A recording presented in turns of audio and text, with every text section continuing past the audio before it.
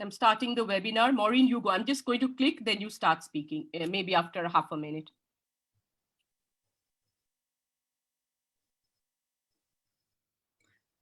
Welcome, everyone. My name is Maureen Penjueli, and it's my great pleasure this evening. A big good day to everyone across the globe. It's a wonderful opportunity on behalf of the co-organizers, Third World Network, Gender and Trade Coalition, and World Forum of Fish Harvesters and Fish Workers. We are all very delighted to bring you this very critical webinar, which looks at what does global trade rules mean for women in small-scale fisheries. It's an absolutely timely webinar that we're bringing to you today. And without further ado, I will hand you over to the moderator, Ranja.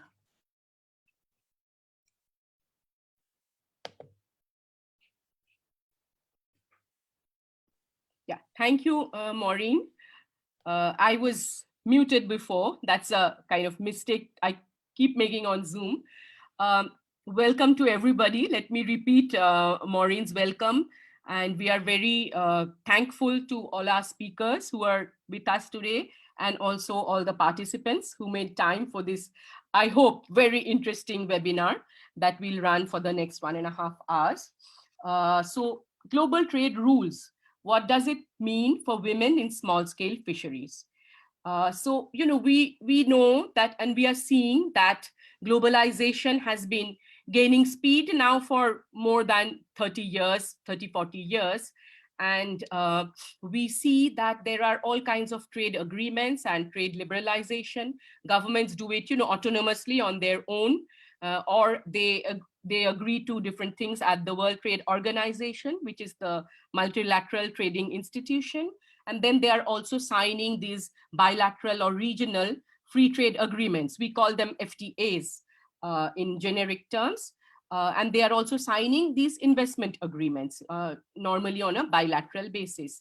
So we see there are different ways that governments are getting into different kinds of commitments and opening up and liberalizing all sectors. And fisheries is, of course, no exception. So sectors which were primary, which were agriculture, fisheries, developing countries are very dependent on these sectors. We have large populations dependent on these sectors. So we have seen that many developing country governments, especially, are more protective about, liberalizing these sectors, because it means you open up to foreign competition. And when you open up to foreign competition, you are often competing with very different players. Some may be, bigger uh, producers, bigger farmers, and so on. And we have big business also doing a lot of the trading worldwide. So if governments, when developing country governments open up these sectors, which are primary sectors, it means small farmers, small fishers will have to compete with bigger players. But so one thing is, in the WTO, we are having subsidies negotiations, and in the free trade agreements, governments remove import duties, they liberalize investment. The impact, they often consider what will be the impact, say, on fisheries sector when they are doing liberalization of the fisheries sector. So they will consider impact on the sector as a whole, but normally it is considered that it is men who go out to fish and they are the main fishers. But what we have seen is that women are engaged deeply into the fisheries sector, sometimes as fishers, but also often they play these multiple roles. They are also into retail. They do the drying of the fish on the coasts, on the beaches. So they play actually this very deep supportive role. And I think without women, lot of fishing activities across our countries will actually not be supported. But when governments design their trade policy, they never think of the specific impact on women fishers. Now, many will ask, why should there be a specific impact just on women fishers? But like we have seen in every aspect of policy making, because there are deep economic, social, and political inequalities, women are often, more marginalized. For example, fisher women, they'll have to balance their work at home, where they put in a lot of work, with their work in the fisheries sector. So they may be needing supportive policies very differently from how maybe bigger fishers or men would need it. So that aspect often goes ignored. And we thought, when in the world we are really seeing the WTO negotiations are going at full speed, and there are a lot of free trade agreements, investment treaties are being signed, it's very important for all of us together to understand what will be the impact on this constituency, which is small scale women fishers. So I'm very glad to actually be able to moderate this session today, and I'm looking forward to all the speakers. And with that, let me actually not speak anymore and call on our first speaker, who is Suzanne Correa. She's the Vice President of the African Women's Fish Processors and Traders Network, or FishNet. So, Suzanne, you have 10 minutes, and really, we are really waiting, can't wait to hear you speak. Thank you very much, Ranja. Greetings to everybody. Like Ranja has introduced me, my name is Suzanne Jerry. I am in Kenya. I am the Vice President of the African Women in Fish Trade and Processing, and I'm glad to have this opportunity. Well, Ranja has really, I think, set the core of what my introduction was going to be about the role of women in fisheries and where along the value chain that we fit in. We might traditionally fishing is about men, is what culture has always made us understand. But today we then start understanding that women are actually throughout the entire fish value chain. But more our impact or more where we are seeing is in processing, in trade, both retail and cross-border trade. So that being that we are found across the value chain, there are very persistent gender inequalities, which of course result, if you look at a lot of those women along the coast, along culture, education and training opportunities are minimal for them, in that they're some of the most poorest, well, maybe because where the waters are, maybe because of culture, and of course the society attitudes. There's the beliefs around the gender roles and lack of collateral access to credit. We don't own the land; the man owns the land in Africa. So it becomes very difficult for us to fully participate in directly in the economic opportunities, and this then goes up to in the decision making. Um, of course, climate change also has had a very big impact on us women. We are the mothers, the wives, we are the beaches, we are trading. Of course, the rising seas, rising waters. Currently, Kenya is undergoing. We have quite a bit of flooding, and all this, I believe, not only in Kenya but in Africa, is affecting a lot of the women. Um, when we are not able, and for me, I want to speak for the woman on the ground, not being able to understand climate change impact on what is happening. She just says it's flooded. We are now migrating. I have to go to safe ground. What impact does it have on her business?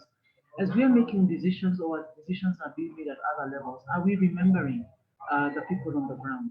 Policies are fantastic, but I think for me, my problem with policies in some cases is that these policies, the implementation of the policies, the actualization of the policies, is it getting down to the ground? Or are we doing it at high level and then it's just a policy, it's a paper that people go around the world to discuss, but the poor woman on the ground has absolutely no idea how it impacts on her or what her role is, neither what her contribution towards it taken.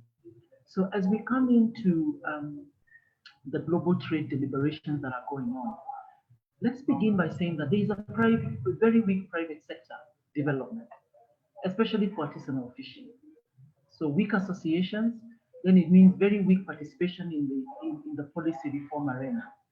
Again, because there is weak and absent technical capacities to understand the very sophisticated conversations at international policy making spaces, again results in the exclusion or marginalization of the women. And I'll give my case, for example. I am a fish farmer. Policy was never my relative. I have learned the hard way. I have propelled myself to make an effort to be able to learn and start understanding policy, for me to understand its impact to others on the ground. So I have managed to get an opportunity to sit at national forums, to sit at the Kenya Private Sector Alliance Forum, the Agriculture Sector Network. But I've had to work very hard as an individual to get myself there. Then realizing the gaps that are behind me, have been able to then bring women to start understanding and see where they can play in a role, giving them exposure in capacity building opportunities, giving them exposure in forums like this, where you say, just log in. There's something you will have a take home. One or two things will resonate from you.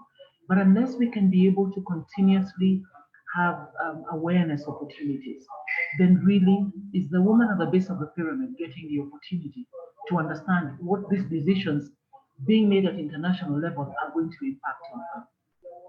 Secondly, the deliberations at the World Trade Organization, for example, on the removal of fishery subsidies, of course, will never negatively affect, impact women fisherfolk. It will reduce our access to finance to purchase assets. Women, a few of us, a few women are now getting better capacitated to be able to own boats, which they either hire out to the fishermen. Interest-free loans are viewed as subsidies. In Kenya, for example, we have the women fund, enterprise fund. It's a challenge. The minimum Suzanne, is can you 100. speak up a bit? Suzanne, sorry to interrupt. Can you just speak up a bit? Because the Can you hear volume me? is a bit low. Huh. Can Okay, you can you can just you speak a bit can louder? you hear me better? Thank you. Yeah, I'm it's a sorry. bit better. Yeah, the Okay. loudest that you can manage. Sorry. Okay, it's all right. Yeah, so I was saying, of course, there's private sector development being very weak, then it has a very big bearing. Number two, the deliberations, like the ongoing deliberations at the World Trade Organization, when we talk about removing subsidies, an example of my understanding of subsidies is the Women Enterprise Fund in this country, which is only given to women in groups. Now, the sad part is that it is you start at a minimum level. So when they give 100,000, which is $1,000, to a group of 50 women, so the question is, what really can I do? My entrepreneurial skills, or I am a bit faster than the others, then what happens? Two, the time it takes to even get that money. So when we say, let's get subsidies out, are we just not throttling down the women, in their businesses and making them worse than when we are supposed to have been making it better? Again, my understanding is that it also means that the government cannot support initiatives to modernize fishing, to exploit, like let's look at the maritime resources.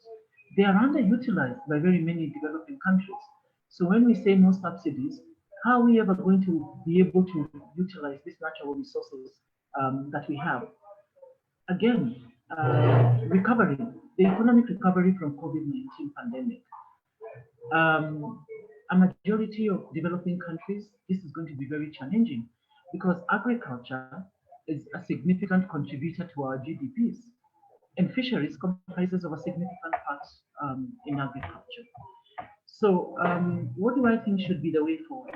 I think we need to strengthen the technical capacity for women, associations, networks, cooperatives, and we need to go right to the base of the pyramid so that we create this awareness as we are strengthening the bodies that they have that represent them, so that they can understand the global trade and the role it plays in supporting their businesses. I also think that policies and interventions that aim at empowering women in every link of the value chain need to look beyond improving women's post-harvest roles. That's where everybody's focus is always those post-harvest roles, and expand the support provided by creating more opportunities for greater participation in fisheries governance. Then, and I guess if that is done, if we have a lot more women either in the BMUs, we have a lot more women in national, sitting at national level, in the regional level, once given that opportunity, the beauty is that women are very good in sharing. So it means we are able to trickle down this and have a greater impact for the women along the fisheries value chain. So thank you very much. That's all from me on this end. Thank you, Suzanne, for that brilliant presentation. And I think our later speakers, in fact, I will also request Adam, Susanna, and Helena, when they speak on specifically on trade issues, to talk about the aspect you highlighted, that, how does it reach the ground? Is there consultation with, constituencies like women fishers when you have any kind of negotiations involving their own lives and livelihoods? Thanks for raising that, and the need for, technical capacity building of women fishers, so that you you get them in to design these policies, you make them stakeholders, right? So there we will automatically have better policies, not only for women fishers, but for the sector as a whole. Thank you, Suzanne, so much, and we'll come back to you later for questions. Thank Can you. we now call on our next speaker, our youngest speaker, I think, who's Pooja Moitro. She's the project officer and she works with East Coast Fish Workers Union in India. They are also a member of the WFF, the World Forum of Fish Harvesters and Fish Workers. And I also wanted to tell the participants that we have interpretation in Spanish, Portuguese, and French. So please, below your screen, you will see this button called interpretation. You can choose the language that you want interpretation into. Okay, so we have simultaneous interpretation. Please make use of that. I'm sorry, I didn't give the instructions on that. And also, because it's a webinar, we will take questions and comments later. Please feel free to put your questions in the question answer box. So below the screen, you will see there is Q&A button. So you can use the Q&A button. You can also use the chat button. We will hopefully keep an eye on all. And if we have time, we can also, get you, many of you, to speak and ask your questions in person, in audio. But that is given what, it'll depend on how much time we have. So Pooja, the mic is yours. Thank you, Ranja, for the warm welcome. I would like to share my screen. Mm.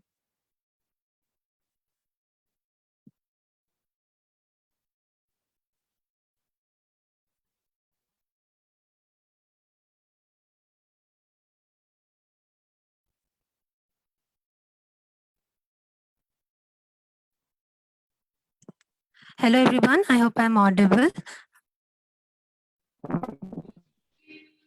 Yeah. You No, are. no, there is a Go ahead. problem. I think this the interpreter is on the main channel. Just a second.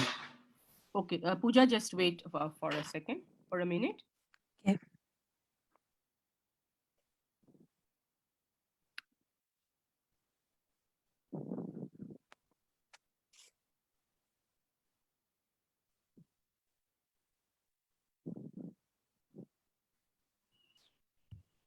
Yeah, may I know the interpreter who is speaking? Because I don't see the person assigned.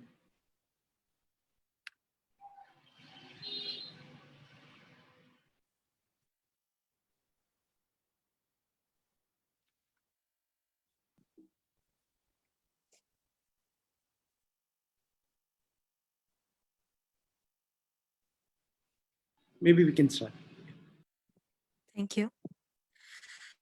So I'm Pooja Moitro from India. I'll be representing East Coast Fish Workers Union, which is also a member of WFF.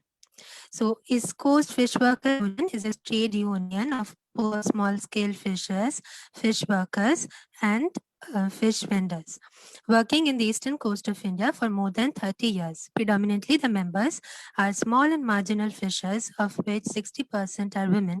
They are associated with fish harvesting and vending. East Coast Fish Workers Union members mostly belong to the below poverty level, most vulnerable as both marine and inland fishers. With the help of network partners, WFF and other institutions, we organize these poor fishers, make them aware of their rights and entitlements, develop their capacity for better livelihood, and provide livelihood support through credit and market linkage. One key campaign issue of East Coast is against land and sea grabbing at the cost of people and planet. It may be mentioned here that East Coast took active part in the VGSSF formation as well as its promotion and from micro to macro levels. We are a member of the World Forum of Harvesters and Fish Workers. So in our next slide, I would like to mention that the small-scale fisheries contribute about half of the global fish catches. They employ more than 90% of the world's captive fishers and fish workers, about half of whom are women. In addition to employment as full or part-time fishers and fish workers, seasonal or occasional fishing and related activities provide vital supplements to the livelihood of millions. Now, in this slide, I would like to enumerate the role of women in small-scale fisheries.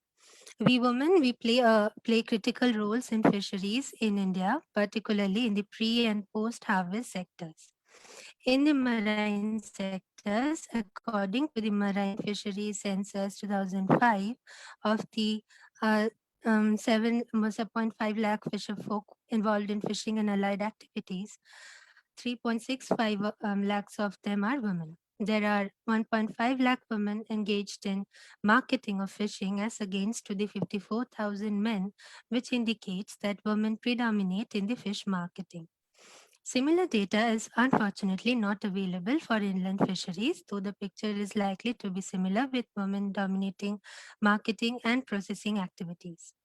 Women are also known to engage to a lesser extent in fish harvesting, primarily in inshore waters and often for consumption purposes. Fishing development programs have focused on men's needs and priorities, ignoring the different impacts of policies and programs on each population category and paying little attention to the important role of women in this sector. As workers, they engage in being both paid and unpaid within the fisheries in pre and post harvest activities, including lash and work with institutions and agencies. So we can categorize it into harvest work, and post harvest work. Pre-harvest work, including collecting and preparing bait, mending nets, and preparing dugouts, canoes, and other boats. Harvest work, in most cases, women's harvesting activities are a primary source of food and nutrition for their families. In post-harvest work, selling and trading fish, processing fish, salting, drying, pickling, fermenting, and smoking, or sorting trash fish off landing sites. As self-help group members, many fisherwomen also try to access some credit for their business. Wage labor, including industrial fishing processing, where they comprise 85.5% of the workforce. Now, there are some challenges faced by women in small-scale fisheries. I would like to jot them down here. There is a lack of official recognition as fishers, access and control over natural resources, and indiscriminate grabbing of coastal land for tourism and other industrial purposes, violating the CRZ. Poverty-stricken fishers fail to adopt most appropriate technologies and hence end up with less production, and overfishing near coast and depletion of the fish stock adds to their daily peril. There is a lack of credit support, there is weak or defunct cooperative societies. Fisheries come under, in India, the fisheries come under the state list, and at the central level, there is no fishery ministry. There is lack of diversified livelihood opportunities. The existing government schemes, various pensions and insurance schemes fall short to the need. Often due to the non-recognition of women, the women cannot access the existing schemes. Access to higher education and basic healthcare hygiene is not possible. And of course, pollution, environmental degradation, climatic change impacts with recurrent cyclones and floods, and natural and human induced disasters, all these add to these challenges. Women are not recognized as fishers. Their role remains less visible and often fail to access entitlements. Women often have no control over income earned by the fishing activities. They lack opportunities to hold managerial and decision making posts in the local governance, and this is mainly due to the patriarchal nature of the Indian society. Marketplace safety and security is also a concern for them. At the policy level, dedicated policy for fisherwomen not in function and gender disaggregated data often unavailable. So here I would like, this is basically a diagram in which the cycle of invisibility with challenges of women's work being underpaid, undervalued, unrecognized, women facing underrepresentation in the official data that results in gender blind policymaking. Next, I would like to talk about the division of labor based on gender in the fishing industry.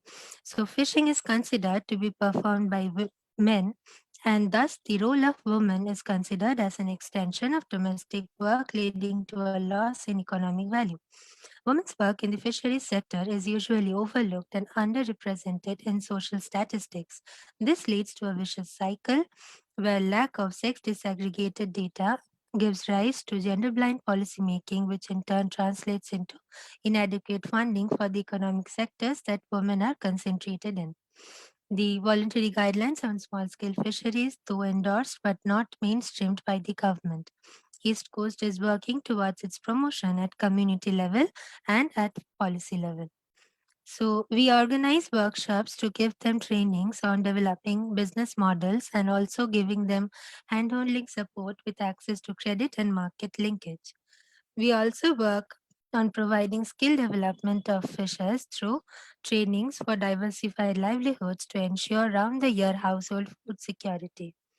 We focus on capacity development through trainings on VGSSF, workshops, exposure visits of the fish workers to use human rights tools and international guidelines like VGSSF, particularly in the field of right to livelihood and food security. We document concrete cases, organize public events and dialogues with policymakers as well as with the other relevant stakeholders.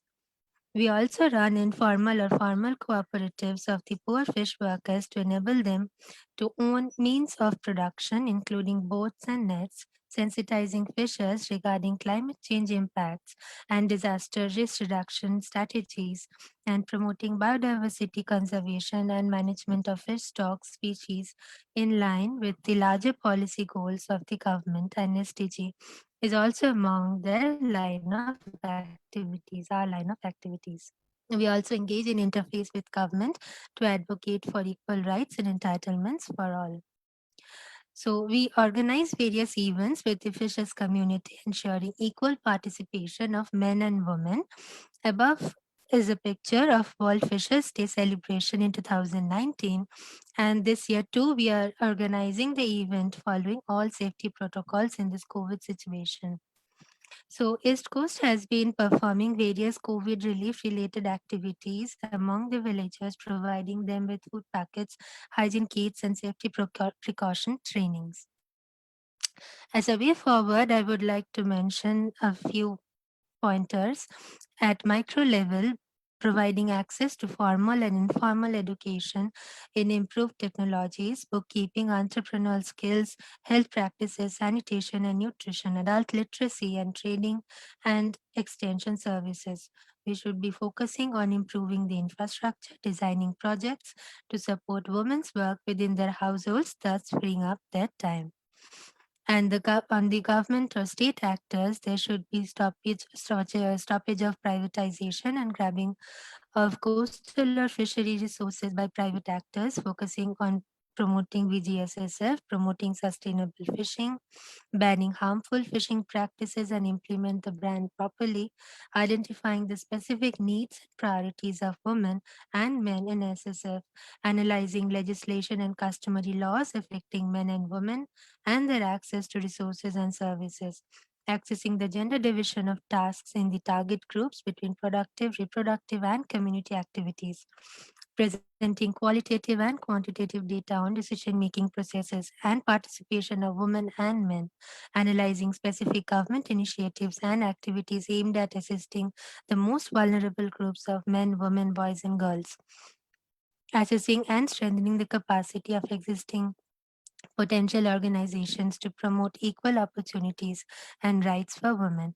At the macro level, we need to collect and disseminate sex disaggregated statistics for capture and post-harvest fisheries and calculate how these activities of SSF contribute to the national economy in order to improve the visibility of pre and post-harvest actors, overcoming the effects of gender-blind policies by analyzing the gender relations and livelihood strategies, ensuring that women and men have access to know-how, information, productive resources, services, and institutions, providing gender training and sensitizing policy and decision makers on gender issues.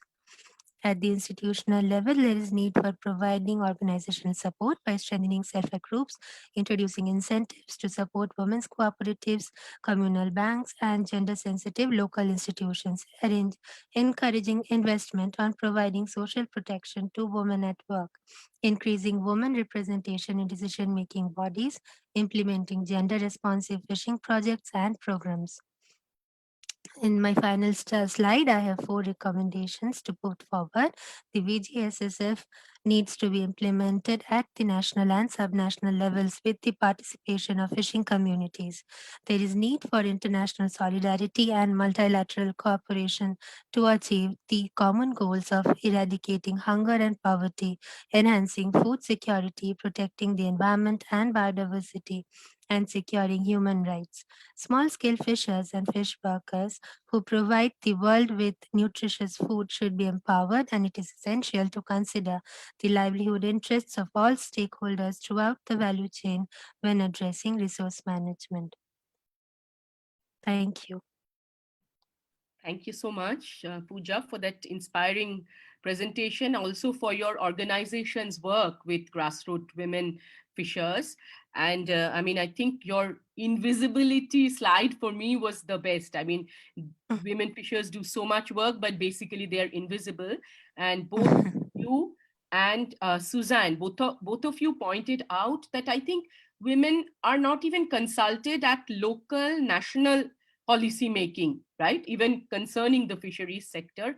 And then when we are talking about something bigger, which is happening at a global level, then they are totally cut out. And as Susan pointed out that, you know, if only knowledge and information about these were taken to women at the grassroots, they could really engage and with these policies, whether it is challenging, whether it's demanding certain specific provisions, they could engage much better. But when, you know, they are cut off even from national level policy making, what hope do we have when it's global level policy making, when it's so big in scale? So let me with that ask Adam Wolfenden. He's a trade justice campaigner with the Pacific Network on globalization, PANG. Adam will take us through the current WTO negotiations, which are actually meant to be concluded. They are supposed to be concluded by December this year, and they will have significant implications on fishing communities across developing countries. So Adam, it's over to you. Okay, thank you so much, Ranja, and to Suzanne and Pooja for those really incredibly captivating presentations. So, like Ranja said, what I wanted to talk about was the current negotiations that are happening in the World Trade Organization. They've been trying to negotiate these for over a decade now, but it was the Sustainable Development Goal 14.6, which really gave them a mandate and a timeline to try and wrap these negotiations up. And what the SDG says is that, you know, the WTO needs to eliminate, illegal, unreported, and unregulated subsidies, prohibit some of the harmful ones, and have a strong special and differential treatment for developing and least developed countries. It's important, especially that the SDD part, the special differential part of the mandate is specified, because often a lot of the proponents of an outcome in the WTO, kind of forget that. That's the problematic part of the negotiations. It's also worth pointing out that the other SDGs that are, also equally important are kind of ignored in the WTO. This is the one that they're fixated on and are really pushing on. To set a bit more of the scene within the WTO, there's an enormous amount of pressure to conclude these negotiations. They're the only sort of active multilateral negotiation with all the parties in the WTO that has any kind of sight of a finish line, that the WTO really needs to deliver this to kind of give itself some legitimacy, some ongoing relevance. And, it's going through a whole range of crises, but they're seeing the importance of the fisheries subsidies negotiations in a range of ways, but particularly, when one of the new, the most likely new Director General has stated that, concluding these talks is her top priority at the next ministerial. And so organizationally, there's a lot of investment within this. I'll talk a bit about, I'll go through some of the key parts of the text in terms of what the areas that are being negotiated and then kind of what some of the exceptions are. But I guess just to give you a bit of clarity around what I'm going to talk about, even though it would be quite general in terms of what I'm discussing, like they're not very sort of country specific.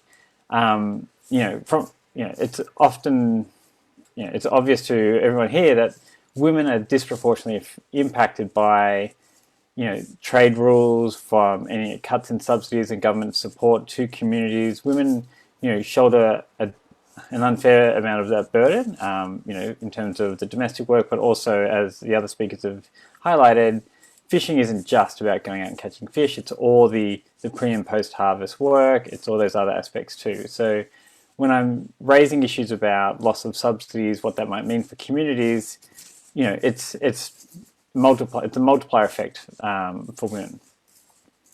So just moving on to what is being discussed in the WTO, there are a number of, there are three key areas that they're called the pillars of the negotiations, and I'll go through them. But just sort of touching on or following up from what some of the other speakers have highlighted, currently what is being proposed is applying to subsidies for fishing at sea. And that's a really important step of where we are now, because previous proposals have included things like any subsidies for landing, processing fish, which, had there not been a big pushback against those definitions without implying mandating it was attached to fishing out at sea, a lot of those sort of on the ground supports and work would come under fire from these talks. And as the other speakers have mentioned, a lot of women are make up the majority of those sorts of work areas within terms of fishing. So the first key area that they're discussing is subsidies for IUU fishing, so illegal, unreported and unregulated fishing.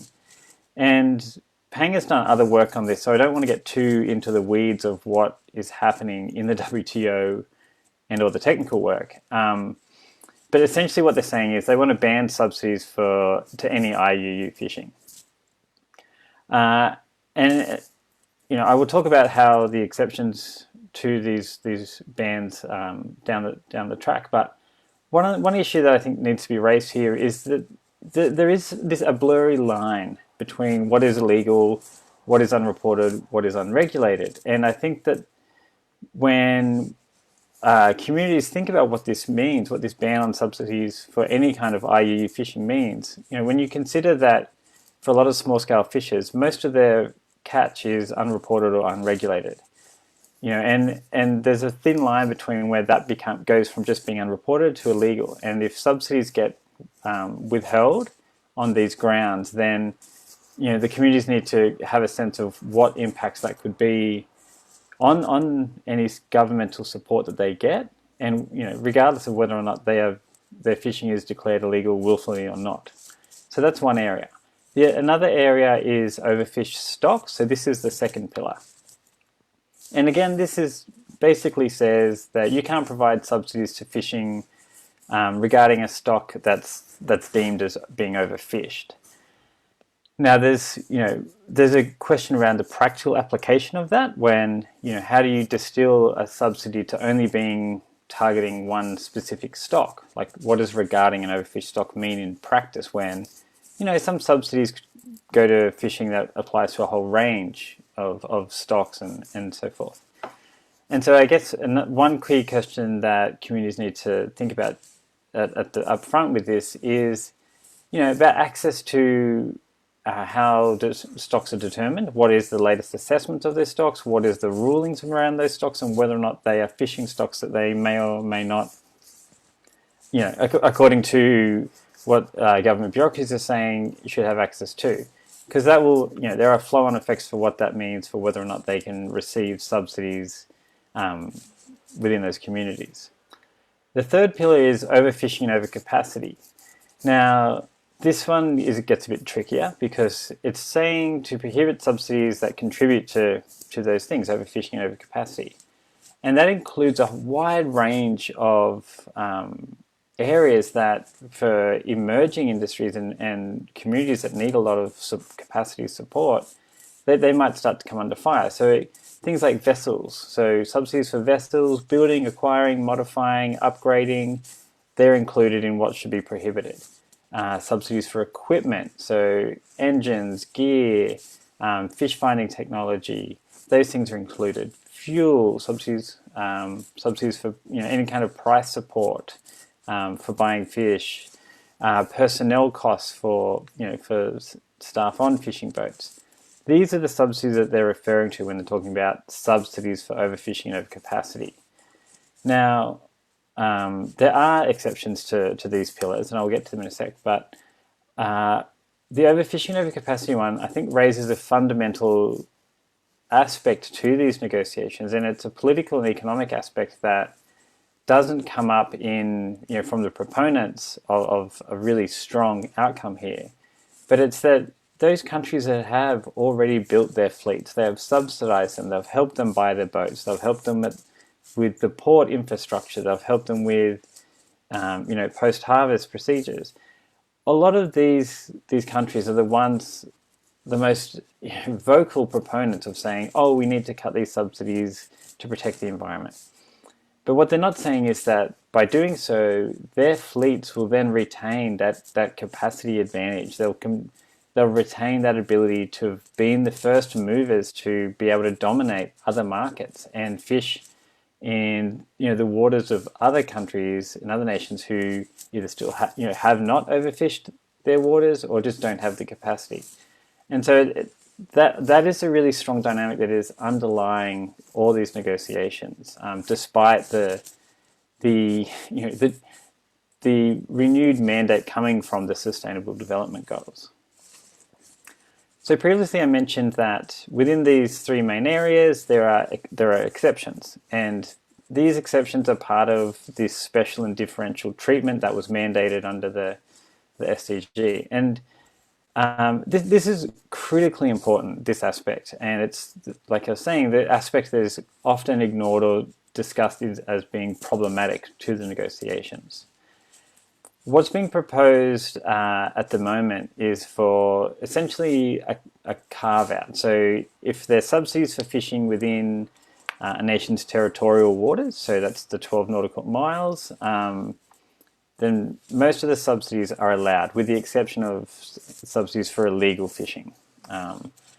When it comes to overfishing and overcapacity, there's some slight changes there, where for some countries, like the least developed countries, the subsidies are allowed for fishing within that those nations' full exclusive economic zone. So that's the 200 nautical miles, and for some developing countries, that will apply to that full zone as well. Already we're seeing countries say, oh, those special conditions for developing and least developed countries already go too far. The US has come out very strongly saying, no, it's too much. For organizations like Pang and others involved in organizing this webinar, we would argue there's a really strong need to maintain and expand what's currently proposed as these benefits for developed developing and least developed countries.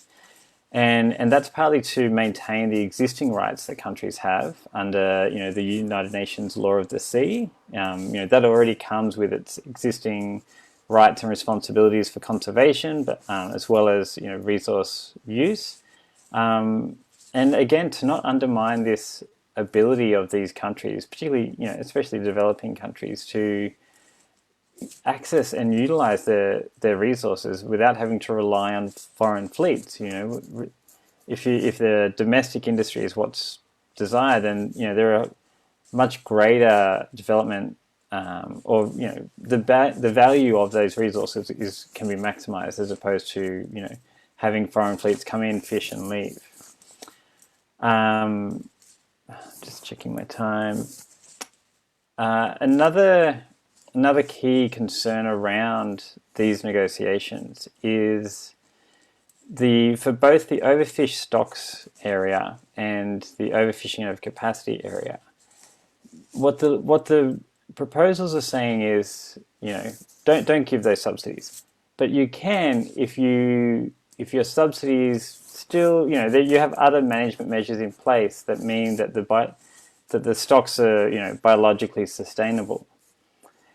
And this is highly problematic, as what it's saying is the WTO will be the one who can determine whether or not your country, your community's management measures are legitimate or not. They will be this, as a body without expertise in the area, they will have the power to, if another party challenges yours, to come in and say, well, that's not up to scratch. And a lot of the other speakers have mentioned the way that communities, and particularly women within those communities, there is a lack of consultation, there's a lack of representation as well. And what this does is, having the WTO as this arbiter of management measures, it takes that decision-making body one step further away. So it's even, it goes to an even greater lengths to undermine sort of democratic processes of communities, and women in particular having a say over not only the management of those waters, but also the impacts that means for subsidies and the flow-on effects from any removal of those. In terms of like a way forward, so where are things happening with the WTO, and what are the opportunities for communities to start to engage? Like Ranja mentioned initially, there is a push to conclude these negotiations by the end of this year. I can't see that happening. I find it very unlikely that it would happen, as there's still quite an amount of distance between the different opinions within the negotiations. And I think, the second wave of COVID that's sort of coming through Europe, and the restrictions that even just Geneva are experiencing, will slow things up a bit. The ministerial that's, I think, tentatively forecast for June next year will probably be the key deciding area. But again, it's who knows how planning big ministerial events goes in the current COVID climate. Just to clarify, with this ministerial and any other sort of failure to reach an agreement, I think we should be really clear that it will be the developing countries that actually get the blame for this. We saw this back in the ministerial in Argentina, the last ministerial, when there wasn't an outcome. India in particular got singled out publicly and blamed for the failure of the negotiations, and for everything essentially. And again, this comes back to this idea that this special and differential treatment component, which is part of the mandate and is recognized as something that's completely legitimate for developing countries. It's something they had fought for to have as part of the negotiations in the WTO and elsewhere. It is always problematized. It's always seen as this impediment to just getting a deal done. And so I think developing countries need to be aware that if they can't get a deal that they like and they walk away from it, it's not the fact that what was being asked of them was outrageous. It was the fact that they just didn't want to didn't want to play ball. So I think for the communities, the fishing communities and non-fishing communities alike, there is a real emphasis to try and ensure that they use their power to convince their governments that having an outcome within the WTO on fisheries subsidies is politically unacceptable, and we're really starting to see that voice come through.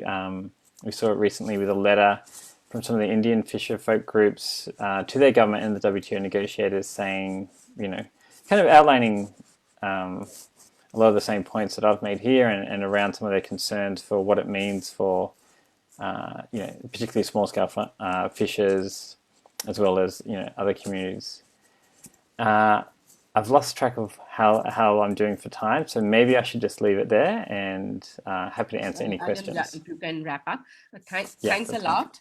And I think that last point that, how will communities take up? How do they engage? We do need to see engagement from the fishers communities. But as Suzanne said, large chunks of very small scale fishers are they don't even know about the negotiations, and least of all what it would mean for their lives. Thanks very much for pointing out that the special and differential treatment we currently have on the table may not be good enough to protect interest of small scale fishers. The issue that WTO now is going to do determination on what are essentially management issues, and WTO does not have the expertise. But I think for me, the major thing is that, the worry is that because of these negotiations, as you said, those who have given subsidies for a long time, mainly developed countries, but so they get to kind of retain those level of subsidies. In any case, they have developed these sectors, but what they are doing is they are taking away the options from poorer countries to give these subsidies to develop fishing sectors, on which, in fact, I think one of Pang's publications pointed this out, that it's a very large livelihood issue in developing countries, not so much in developed countries. And I think the importance of consultation, engagement with this process at national and global level will be crucial. With that, let me call on Susanna Barria, who is a trade justice campaigner from Public Services International, who will take us through the other kinds of trade agreements, which are bilateral or regional in nature. And you will see that Susanna will take you through that. There are many provisions in these agreements which has the ability to totally change life of small scale fishers and women fishers. Susanna, over to you. So you will be sharing your screen, right? Yeah, okay. Yes, so hi everyone. I'll just first do the screen sharing slideshow.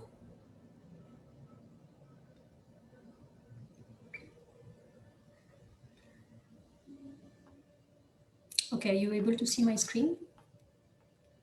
Yes, we can see it. Okay.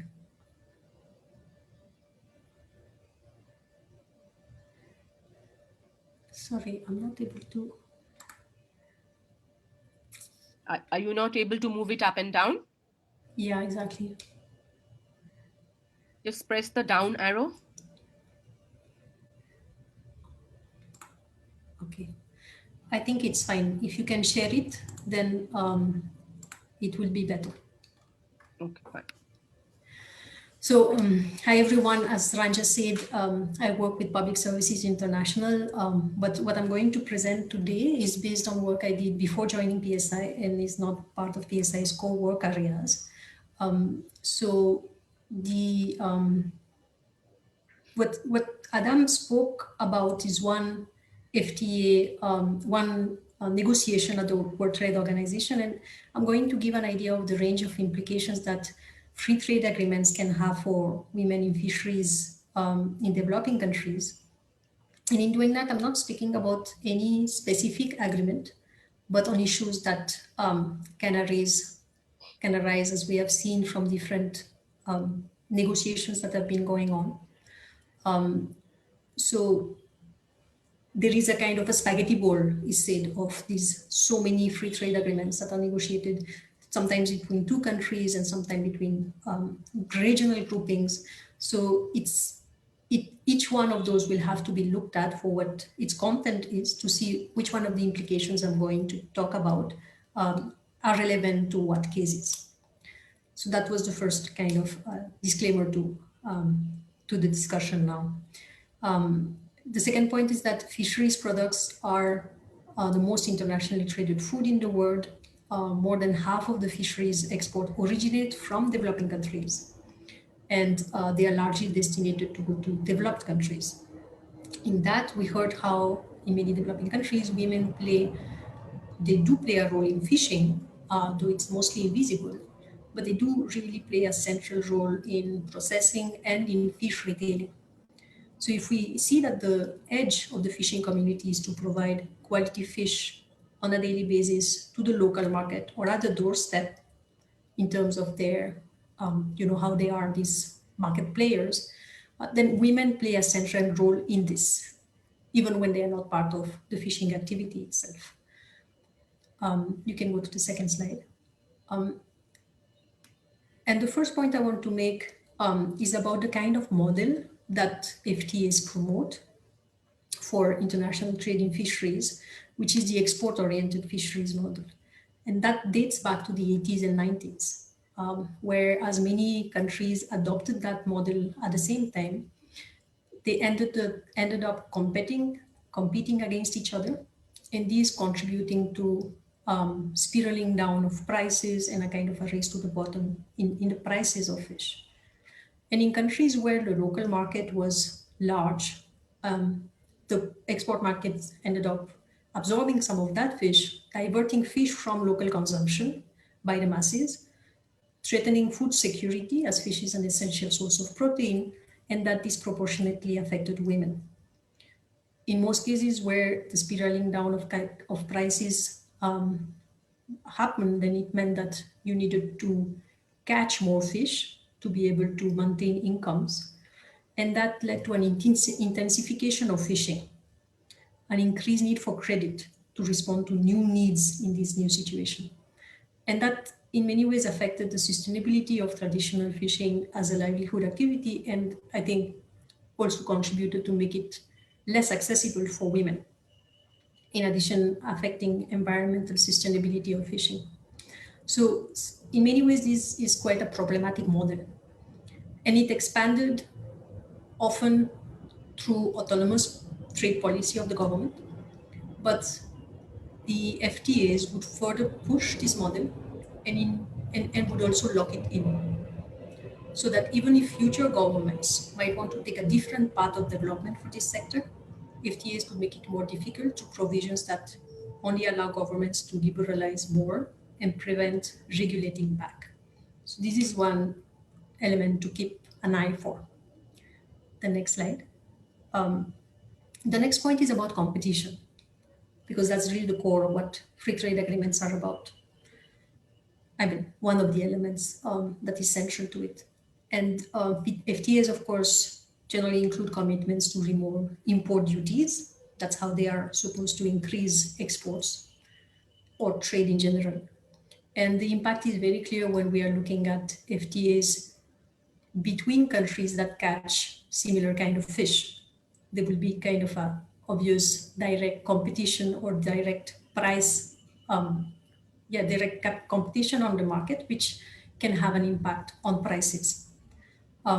Import surges leading to price going down for fish workers, not necessarily for the consumers, of course. But that's not all. Some FTAs, mostly that involve developed countries, also have investment provisions which aim at limiting the regulations that government can put on foreign companies that want to operate in the country. So if domestic fishing vessels are allowed to fish in national waters or in exclusive economic zones, then so should foreign fishing vessels do, and without limitations to their size, their volume of operation, and potentially that can also include landing rights, like any other domestic fishing vessels. And in order to prevent this, every time specific exceptions will need to be made. And if these exceptions are not made, what it means is that fish workers would face competition from foreign vessels in the national waters and the national EEZ itself. And one step further is that when you have this combination of foreign investors' rights to fish, to land in the country, and the reduced import duties, so you really have this, like, from throughout, from fishing vessel that can catch fish in national EEZ or waters, land the fish duty free in the local market. So in addition to competition at the sea, this would bring competition in the retail market, and that's a direct competition with mostly women who engage in that part of the work. And this is also very worrying, considering that countries, developed countries of, for instance, in European Union, are developing this expertise in integrated seafood companies that operate from catching, processing, packaging, retailing. Spain, for instance, has companies like Calvo that is active in Latin America. Portobello is active in Latin America and Africa. So these kind of companies would then find benefits from free trade agreements, but that would be at the expense of local fish vendors with whom that would be their competitors. And if the supermarket wants to set up on the coast, they would have the same rights as to use the coastal land as other domestic fish vendors. So the same logic applies here. If there are national players that can use coastal land, then so should foreign players. And we already heard how coastal land is very important for women for the different activities that they do. So more pressure on that, again, has a specific impact on women of the fishing community. Now, what about fish workers' ability to benefit from export? And what we have seen in some free trade agreements is that the control on fish import sometimes can even get tightened. For instance, the European Union revised the FAO framework on illegal, unreported, and unregulated fishing, which was meant to be a tool against illegal fishing, and created a European Commission IUU regulation that puts a special emphasis on import control. And the EU was reported to have insisted on using that EC-EU regulations for the fish that is traded through the FTAs it's negotiating.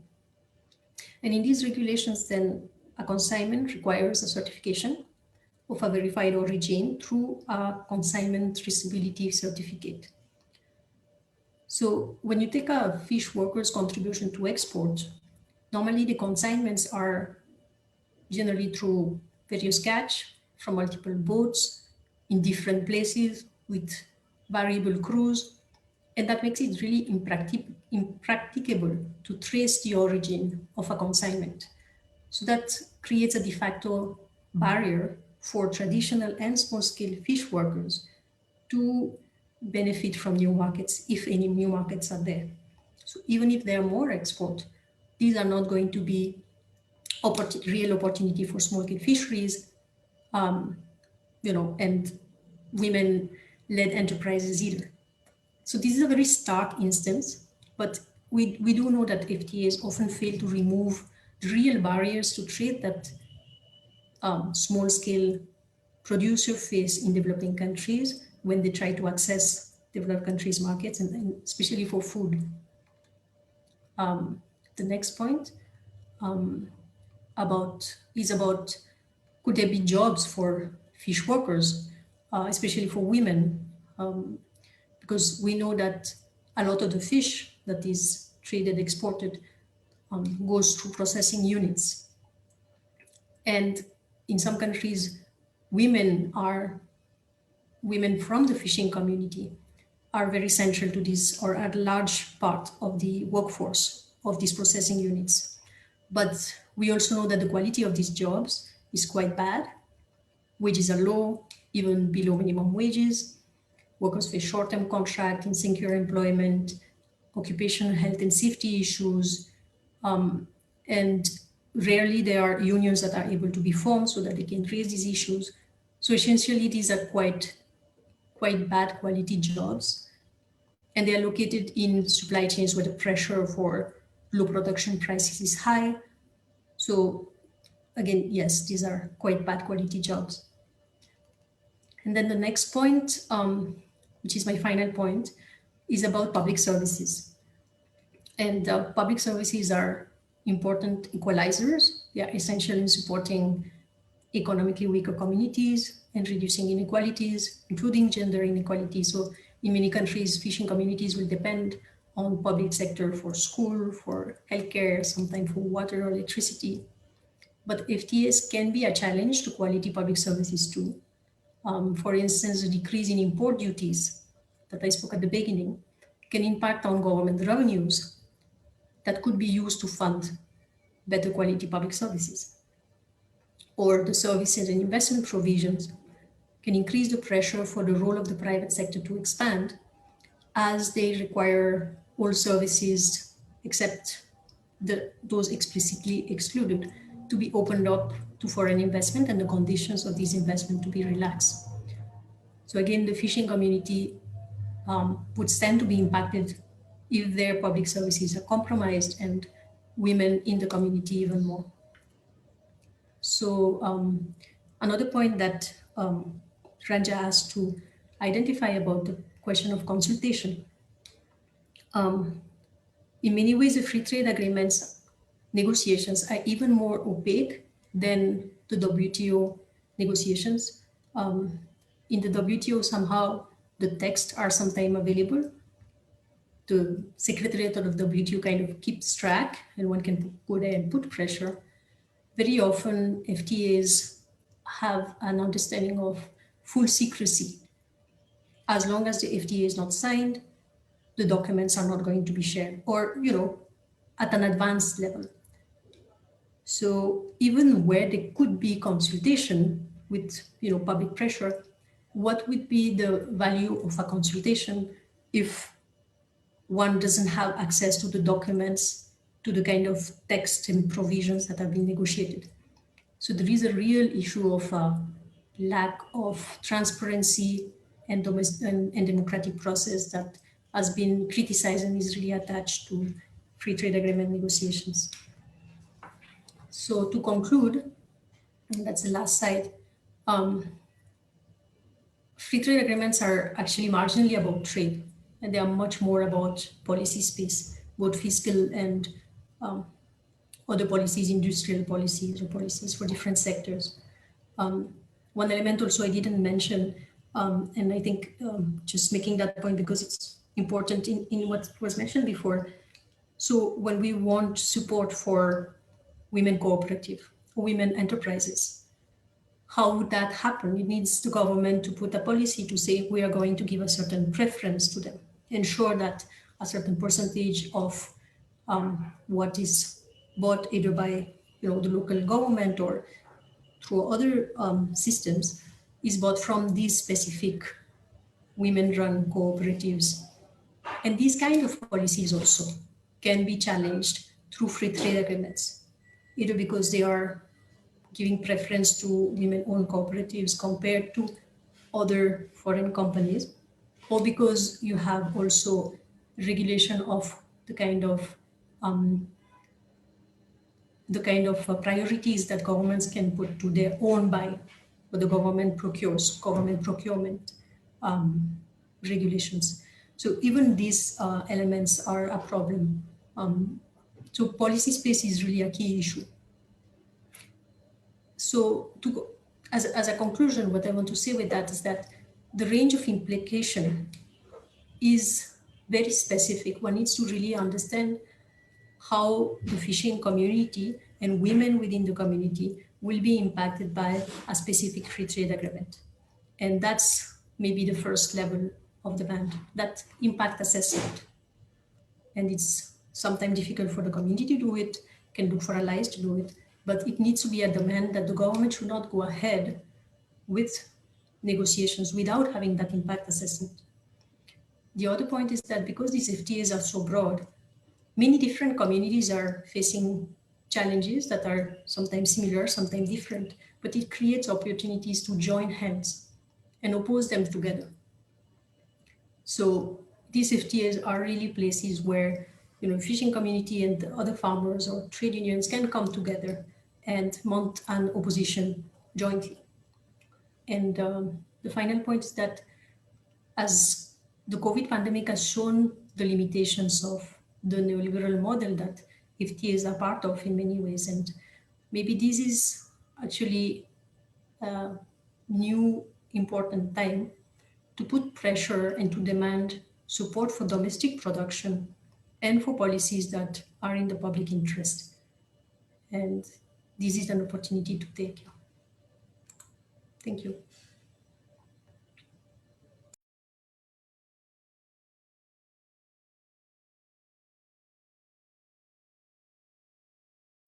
You're on mute, Ranja. Yeah, no, I had to minimize that to come to the screen.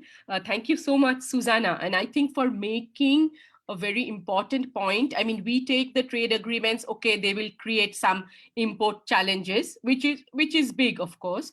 But the big issue is policy space, that governments are committing to not give certain, subsidies. I mean, both from the WTO and the FTA discussions, the governments are tying up their hands in what policy they can and they cannot give to the fisheries sector. And because the FTAs, as you pointed out, are very secret, it often becomes very important even for for organizations who are tracking these. I mean, forget fishing communities who will not even know about these negotiations. But even for organizations who are trying to track, it's very difficult to know the exact impact on policy space, the exact constraints that we will face. And from the FTAs, thanks for pointing out that it doesn't come only as import challenges.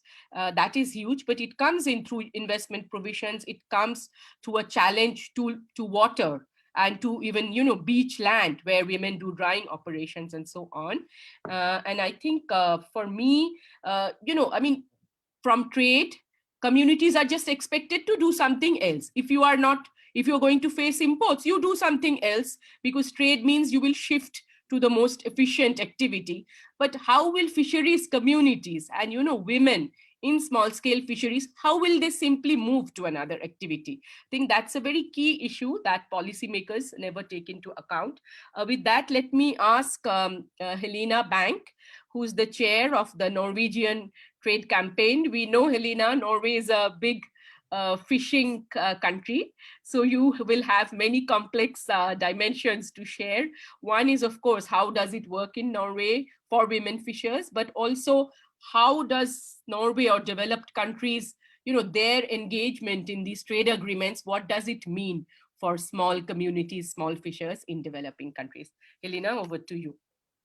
Thank you very much, Ranja. It's great to be with all of you here.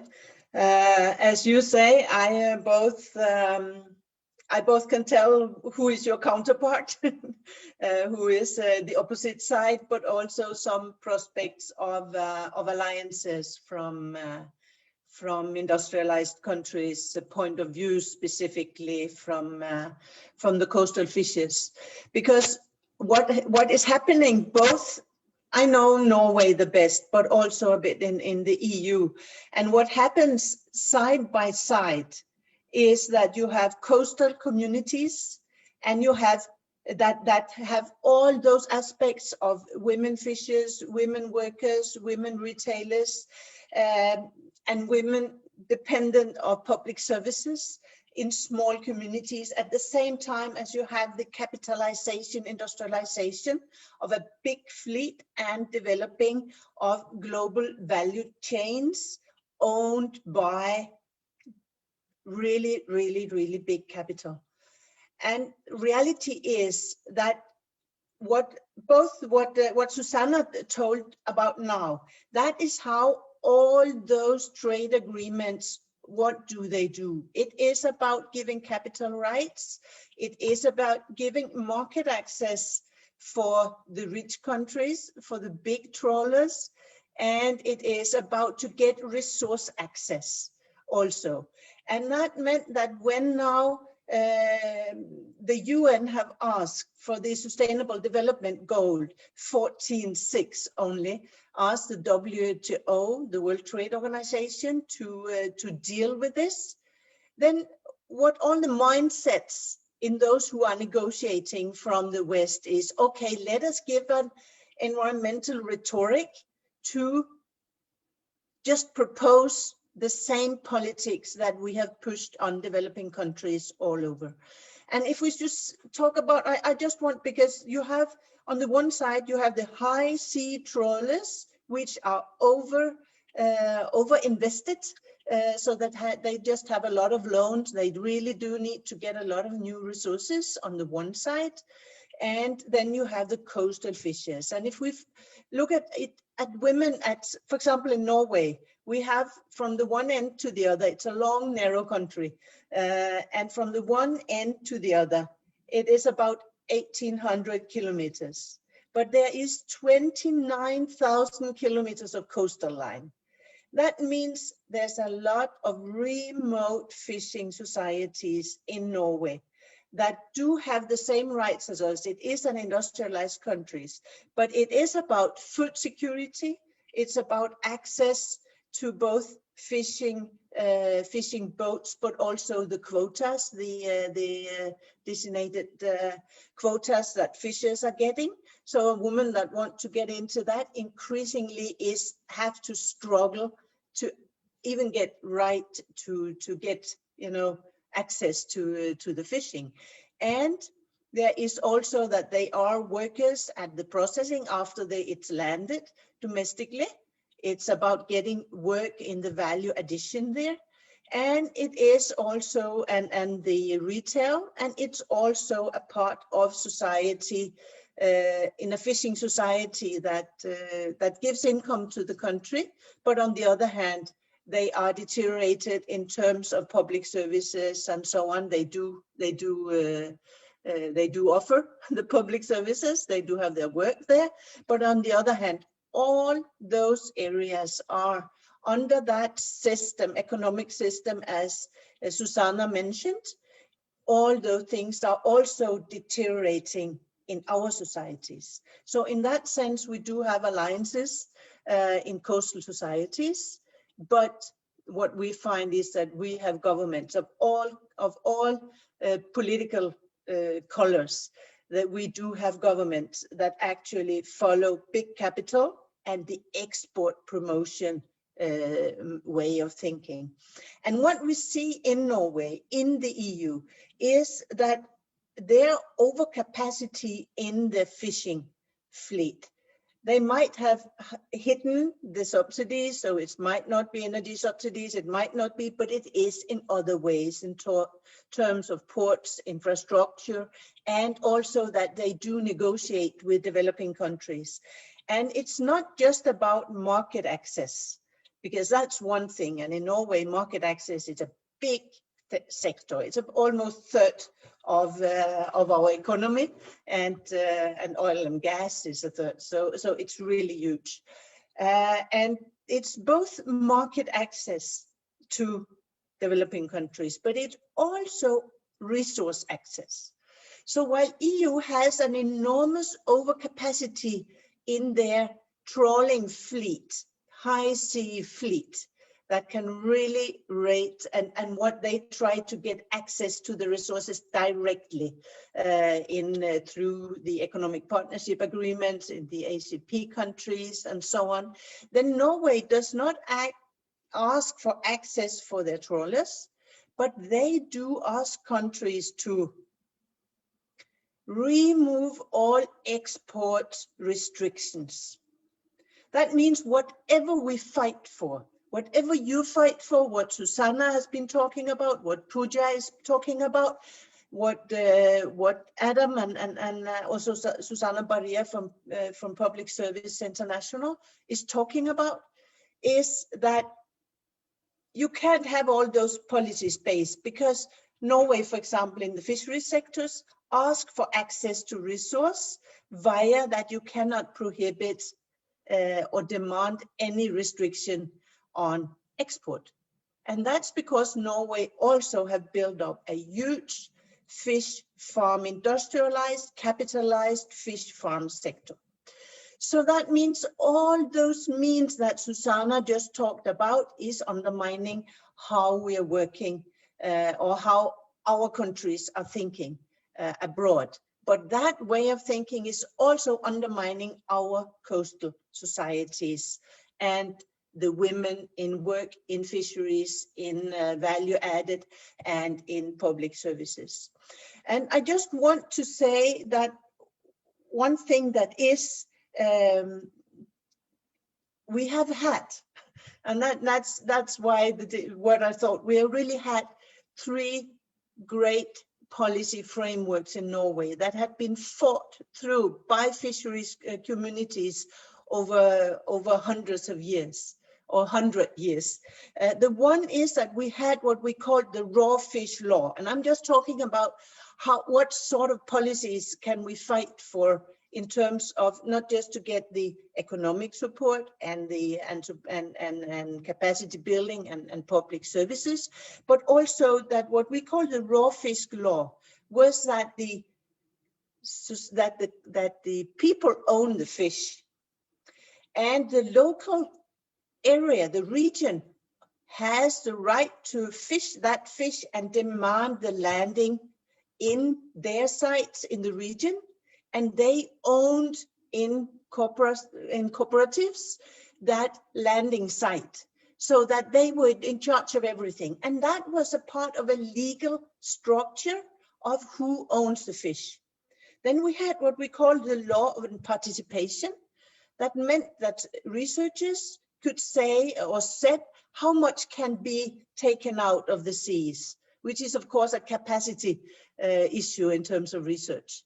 But then there was a negotiation between the researchers, the government, and the big fishing fleet and the coastal fishers and the societies, that they distributed how much fish they could each take, so that you actually had a distribution that is negotiated every year in terms of how much can be taken out. And that also had an objective, that law, to secure coastal societies.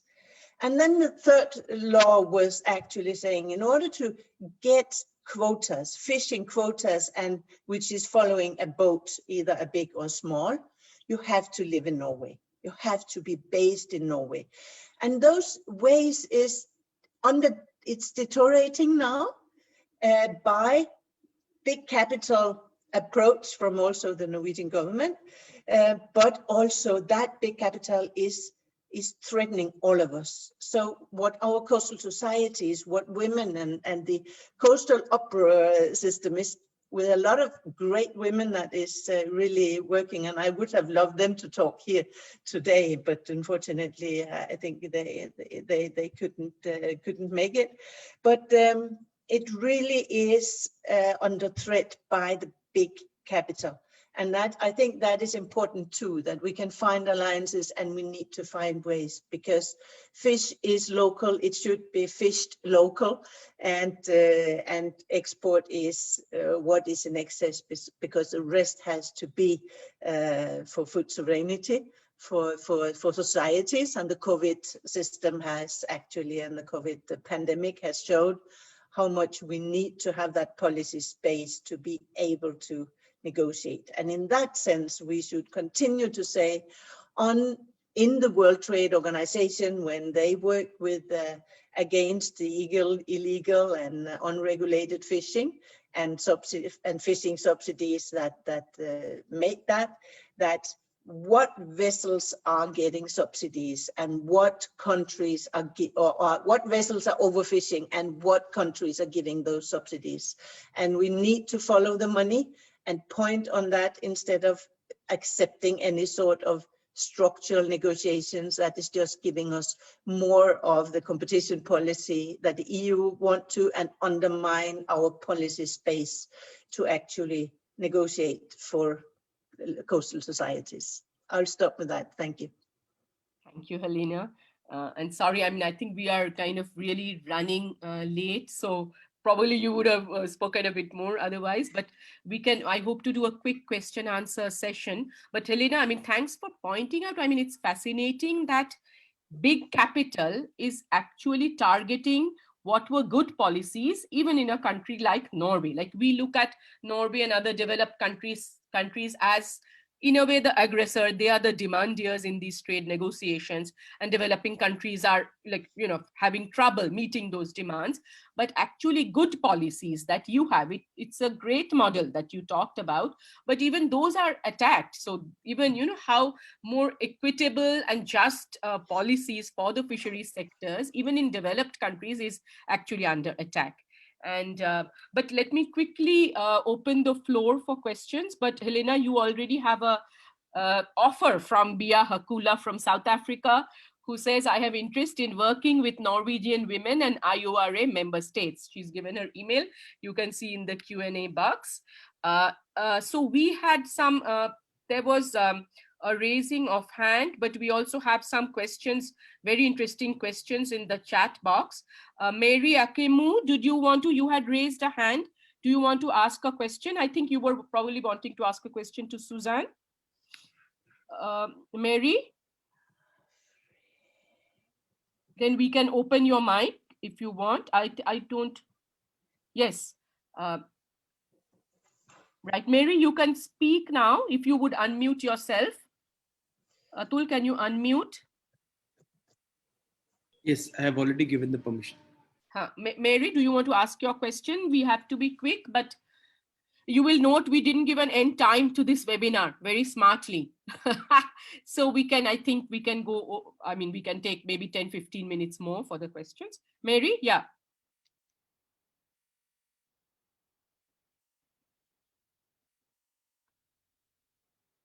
Maybe, is there some problem with the audio? Mary, can you speak? Okay, then I think Karsten, I mean, I saw that you had posted a lot of questions. Yeah, I mean, it will be great if you can ask your questions, maybe in short, and then I'll come back to Mary if she can speak later. Karsten, go ahead, please.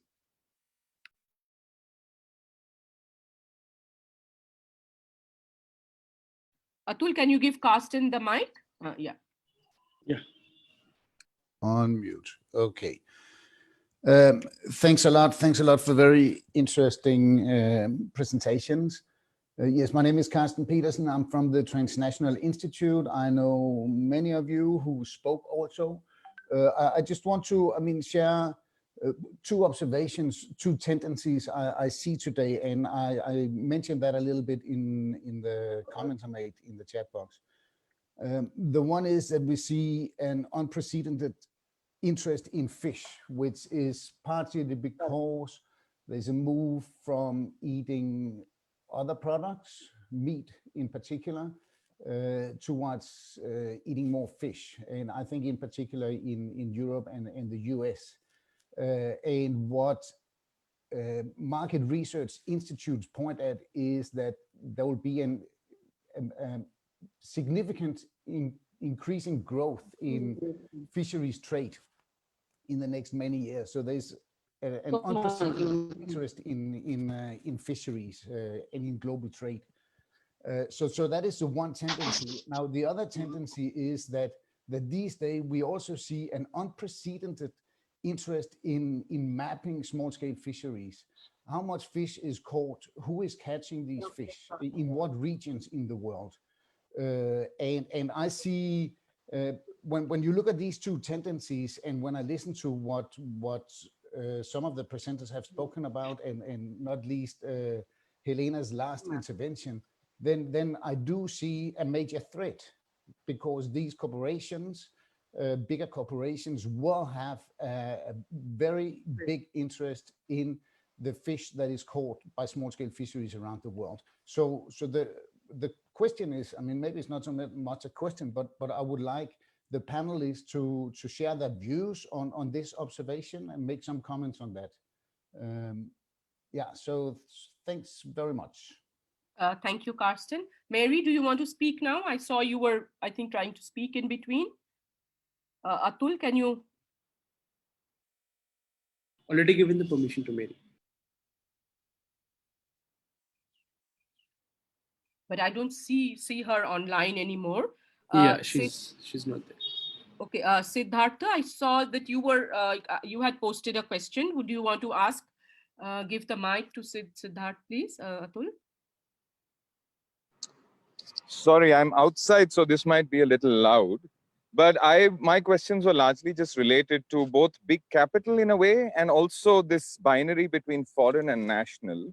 And maybe it was addressing what Pooja was trying to say. And I just like to kind of understand where we see the Indian government's policies on WTO subsidies when it comes to fisher women in India, given that we do not have foreign fleets in India. And perhaps from a lot of experiences, the threat immediately, while it is big capital, it is also local capital in a way, landowners, landholders, the caste network permeates particular kinds of. So I just wanted to know, what would be some of the policies that we could ask of India or what India would be doing or is doing leading up to this with regards to fisher women? Thank you. Thanks, Siddharth. Uh, is there anyone else who wants to ask a question? Quickly, you can raise your hand. And if not, then I will ask the panelists to respond to the questions or any thoughts that they would want to share.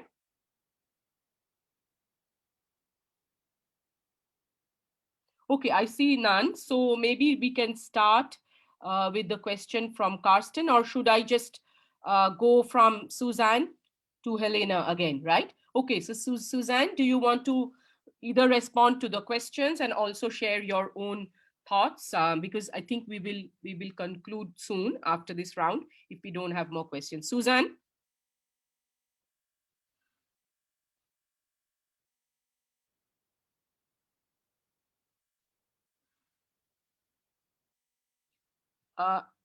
Maybe, Suzanne, are you still there?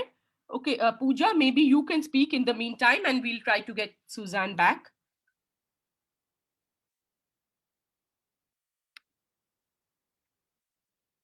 Pooja, do you want to respond to Siddharth's question and then also share your thoughts? In any case, at the concluding thoughts? Pooja is logged out. She's not there. Oh, but I just saw her here. Okay, maybe she's also having a bit of problem. Okay, Suzanne, can you hear us? Okay, maybe we will come back to both of them. Adam, do you want to go ahead? Sure. I guess just a couple of things, sort of picking up on some of the questions and both in the chat and just then. When we're talking about big capital and these sorts of things, I touched on that very briefly in the way that the only SDG that the WTO cares about isn't the ones on food security, isn't on any of those other ones. It's this one on fisheries. And I think that ties into this, kind of what Carsten was saying as well, in that a lot of those established industrial fishing nations, they don't want the competition. They don't want other nations developing their fisheries, their fleets to be able to fish their own resources and not have to rely on foreign fleets. And I think that is a critical element to viewing these negotiations and a lens to understand the way that countries like the EU and New Zealand and others are really pushing, a market, effectively, a market dominance proposals under the guise of sustainability. Ideally, no deal is better than what's on the table, and I think that sort of reflects, this idea that countries need that policy space to develop their industries. And it's not really my place to say what India or other countries should be doing around their fisheries. I think that's a whole process that should happen domestically and sort out all those problems around consultation and representation that need to be resolved. But it's not the role of the WTO to come in and try and overpower that, and it's not my role either.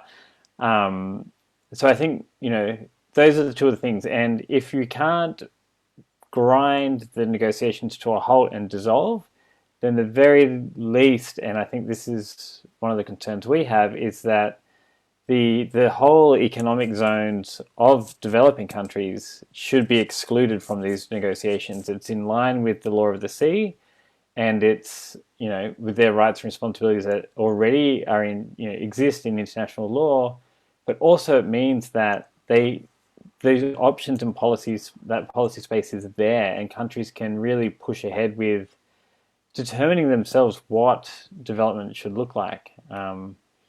Yeah, I'll leave it there so some of the other panelists can also respond.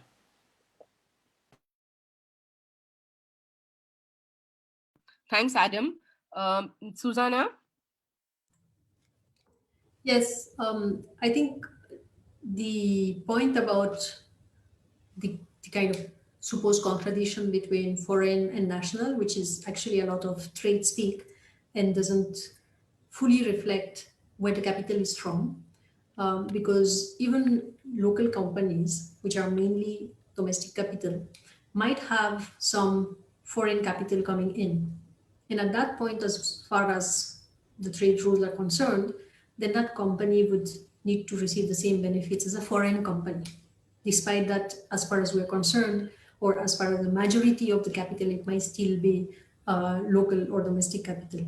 So that element needs to be looked at, because even within a country like India, you have different sides of local capital, and they have a different kind of an impact or contradiction with the other actors. And one element that we might want to look at more is also the changes that are brought in by the development of the digital economy. And that links again with the point that Carsten was making about tracking fishing, and tracking the kind of fishing patterns of small-scale fisheries. So if you have digital companies that are basically the only ones who would be able to do this in an efficient way, and then they get intelligent out of the data they collect from fish workers, and in which all these small-scale fish workers would in some way have participated, who is going to be using that digital intelligence? Which company or which actors are going to get the benefits of knowing how all of this is working? And again, the trade rules that are coming in are allowing private companies and those digital companies to appropriate data that they are collecting from communities, from individuals, potentially from small-scale fish workers, appropriate that data, and then use the benefits from the intelligence they get from it. And that are new challenges that are coming in, and these are potentially ways also that the sector is going to be changing a bit in its shape. And again, often there you have an element of companies might look like they are national, that they are local capital, but foreign venture capital very often comes in there. So very often then the rules that the trade rules come in and apply to those national looking companies. And to the other question about should fisheries be in or out, I think I'll share Adam's view on the fact that because the FTAs even more, but these are questions of having policy space. We don't want a foreign country to come and say what kind of policies need to be done by national governments. These are struggles that need to be fought at the national level. So it's best fisheries is out. Thanks, Susanna. There's also a question from Uta Schuchman on the ocean climate biodiversity crisis. How far does the ocean climate biodiversity crisis already impact global and local trade rules and impact women in small-scale fisheries? Small-scale fishers are not yet recognized and represented as a constituency under the UNFCCC. How can the voice be brought to that level? So I don't know, Helena, if you want to take up that question or anyone else at the end, but Helena, it's over to you. Do you want to respond to the questions? Yeah.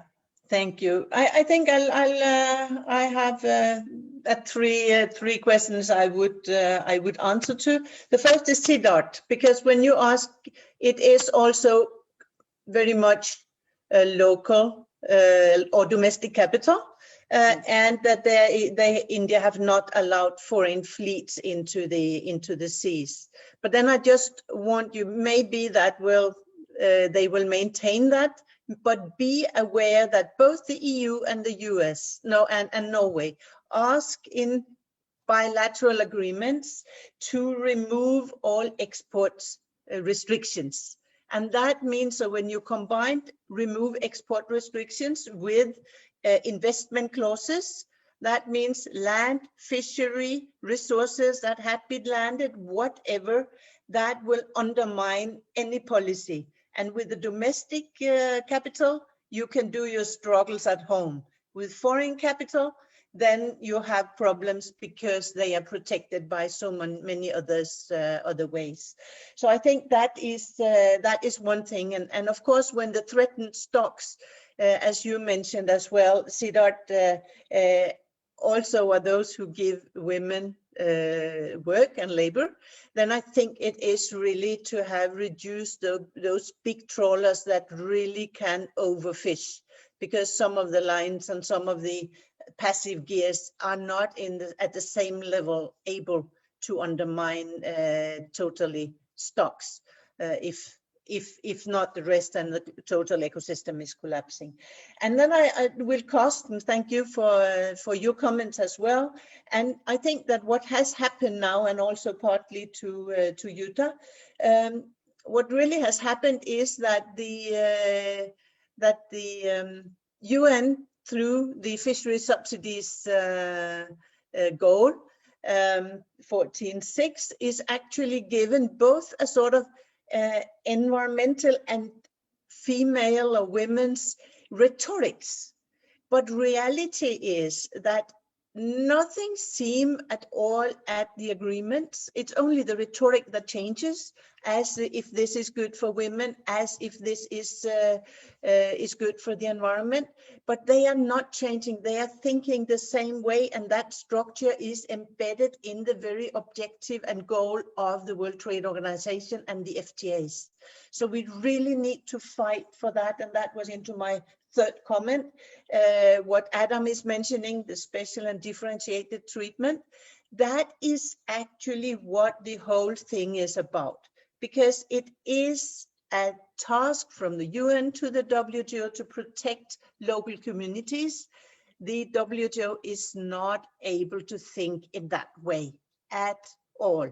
So that is our problem, that we really need, as I feel, we need to warn the UN that the WTO is not the forum that can actually handle it, because they can only talk about competition with the big competition and the deregulation and the access to resources and markets. So they are not able to do it. They have no power structure in the WTO that can strengthen, if not all developing countries stand very, very strongly together.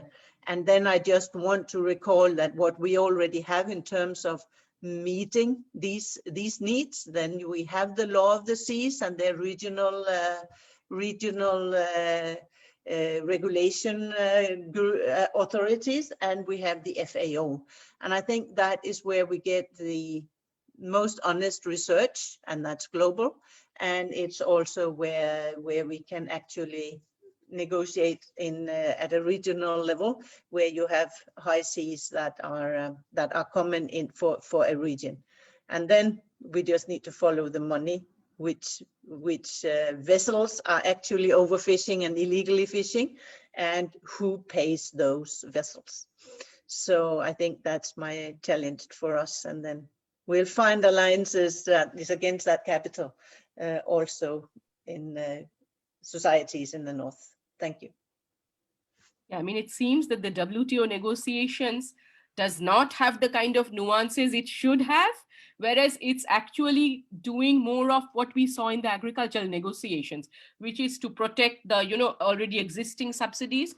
The rich countries have cut very little, but you take away the power from developing country governments to develop their fisheries. And this is what they lost in the agriculture negotiations. Actually, they could never, their subsidies are being questioned in agriculture, whereas the rich countries get to keep their subsidies. So we need to understand that trade and all these trade spaces, WTO and even the FTA spaces, are essentially very political spaces. So even when, like Adam told us about this the SDG mandate actually, and it came with a conservation mandate. It had a good objective that, the subsidies were to be disciplined for conservation purposes. But when you take it to a very harsh political space like the WTO, it ends up totally kind of unraveling the objective which it was meant to meant to cater to. But thanks you for that, Helena. I think Pooja is back. Pooja, would you like to quickly share your last thoughts and respond to any questions? Pooja, you are there, right? Yeah, you can.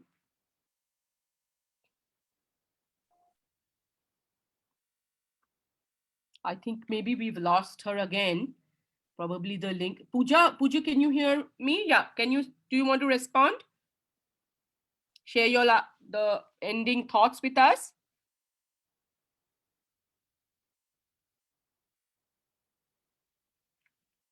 Okay, Suzanne also sent apologies. Her connection is very erratic. So I think she cannot actually get online clearly. Her line is not clear. So I think, Pooja, I mean, probably your line is also weak. So you cannot, your audio is not getting turned on or something, right?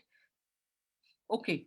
So I think that was a fascinating, fantastic webinar, and I think my thanks to all the 5 speakers.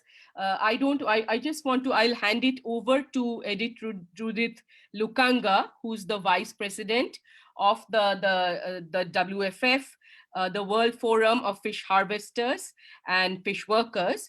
But before that, let me just say that, so what we heard from all of you is, on the one hand, small scale fishers, and particularly women, they are working in and they are supporting these sectors in multiple ways, but they are consulted in the even national level or local level or policy design, nor are they, they are not really even told about many national policies which they would need for support.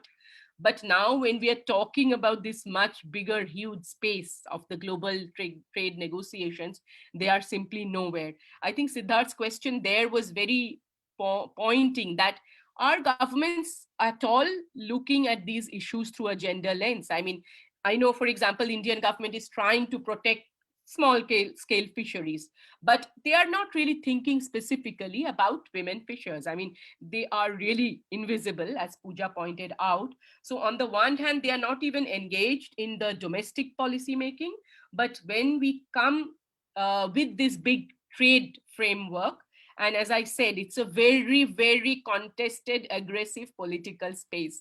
The moment we hear anything's gone to the WTO, all of us who work on trade, we are like, oh no, we are never going to get a just outcome there. I mean, that is the history of the WTO, because these are extremely political, very aggressive commercial spaces. So even if you go in there with a so-called good objective, it comes out with a very bad outcome, and it actually worsens. I mean, and always smaller players, marginal, constituencies who don't have much political power, who don't have much say, they lose out disproportionately more. So we have threats coming from, on the one hand, there is this challenge that subsidies could be withdrawn, subsidies which are very crucial for small scale fishers. But on the other hand, through the FTAs, as Susanna pointed out, there will be very harsh competition as import duties go away. But not only that, there's massive resource grab. As Elena, you talked about, and Susanna talked about, there's massive water grab, because you're allowing big fishing trawlers to come and fish in your land, and then that fish can be sold in your local markets duty free. So you are doing many damaging things with one policy and with just one agreement. And so there's huge land grab, resource grab that's coming in through the FTAs and the investment agreements. And when you put these things together, I mean, I wonder, how will our small fishers survive? How will our women fishers continue to do the work they do?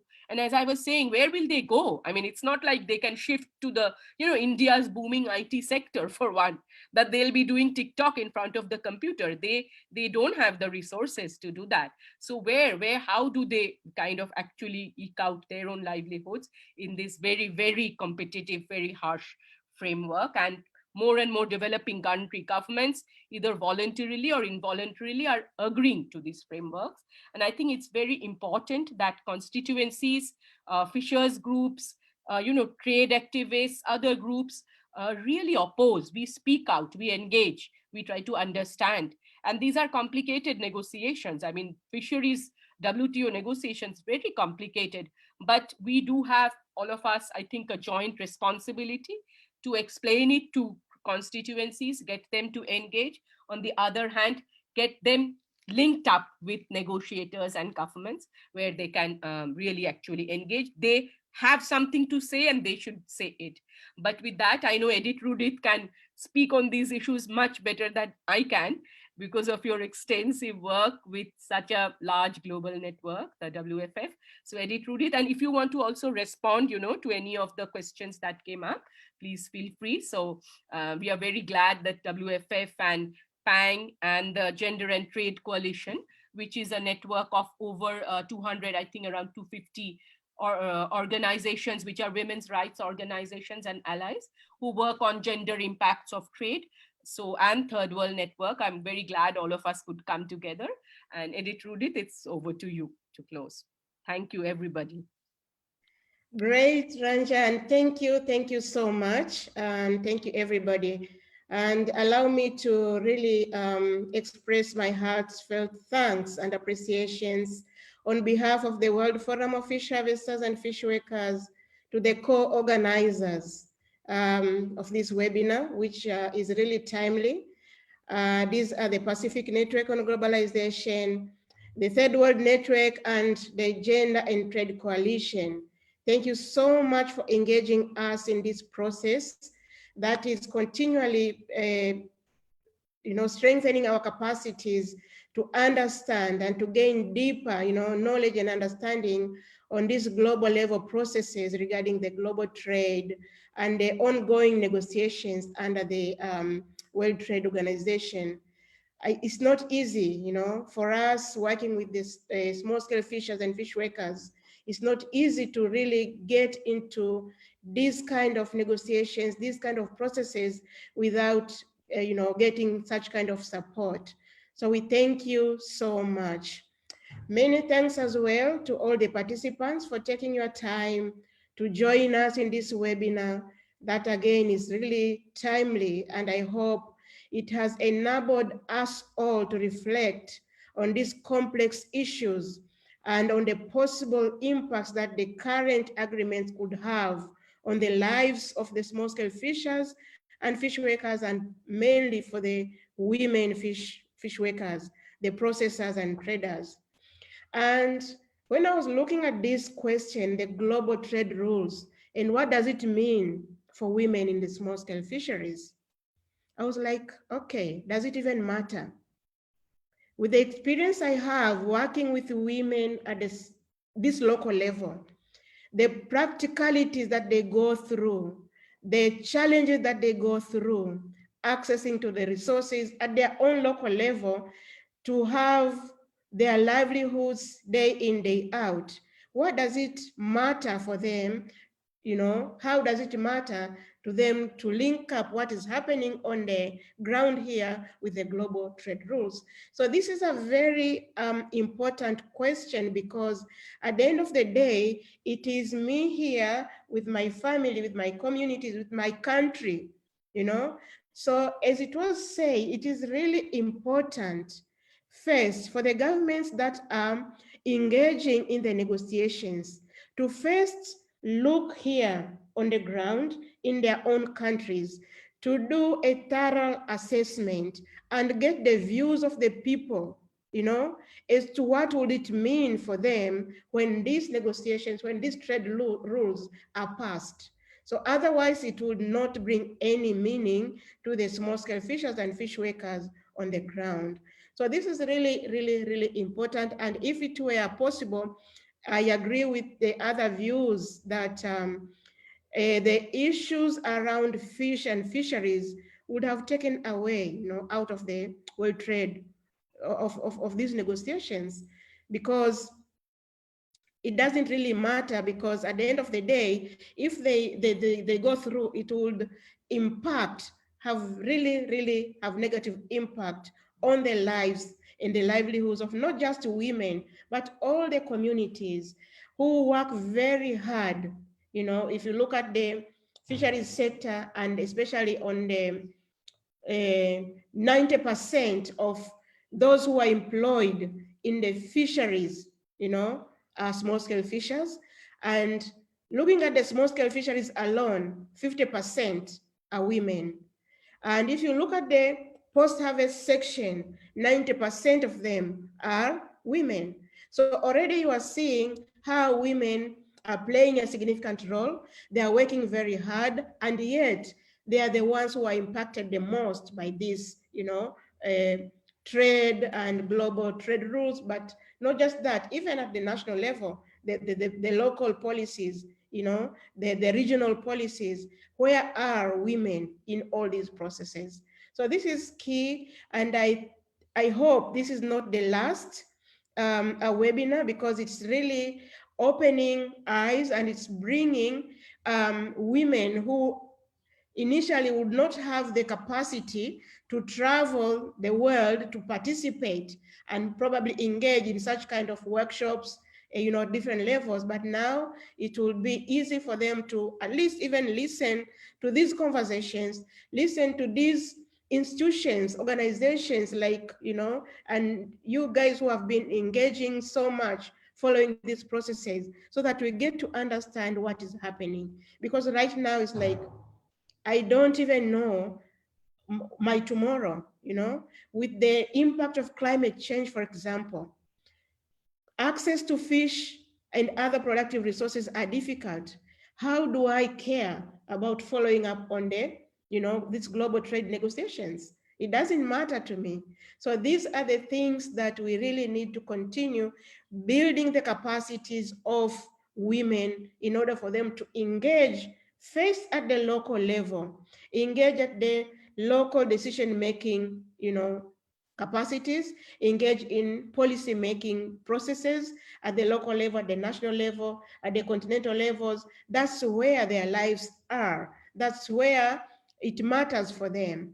And I would like also to allude to what Pooja has said, to advocate for the implementation of the voluntary guidelines for securing sustainable small-scale fisheries in the context of food security and poverty alleviation, because that is a tool that is important to improve even the policies at the national levels, the policies that would, and at the end of the day, impact on the fishers at the local level, on the women, on the communities.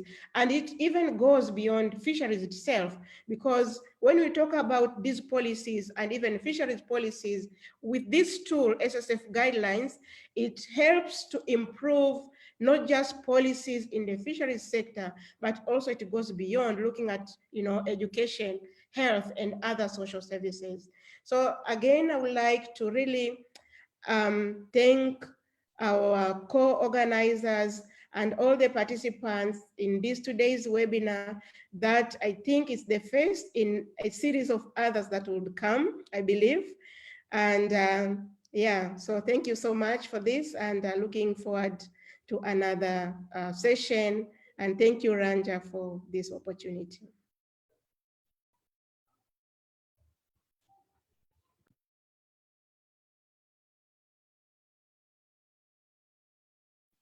Thanks, everyone. Thanks also to our interpreters and to Atul for managing the floor. Thanks, Edith Rudit. Bye, everybody.